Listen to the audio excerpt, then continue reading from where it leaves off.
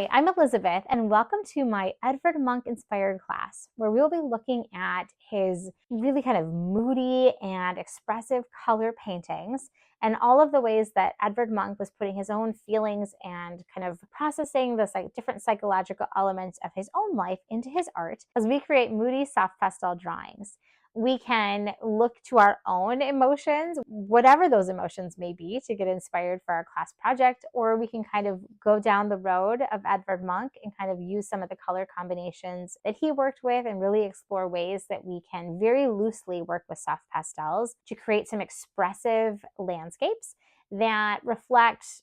feelings and emotions. They do not have to be dark and kind of exploring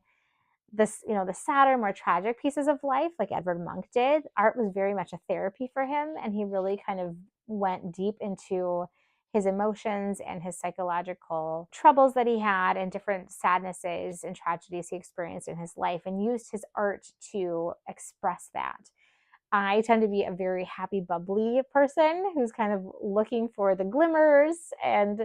in life and kind of finding ways to really celebrate the joy, but be it big or small. So my art tends to be very bright, bold, and colorful. But it's often kind of fun to explore an art making mode that isn't your normal go-to. And we all have tons of experiences that we can draw from, and we can make this a very personal project, or we can just have fun playing with expressive color and value in soft pastels to create some really beautiful, moody landscapes. However you want to take on the class project, it's going to be a really fun class as we get inspired and learn about the history of Edvard Munch and the way that that wove itself into the art that he created as we consider how we want to weave ourselves into our art project for this class. I hope to see you in class real soon.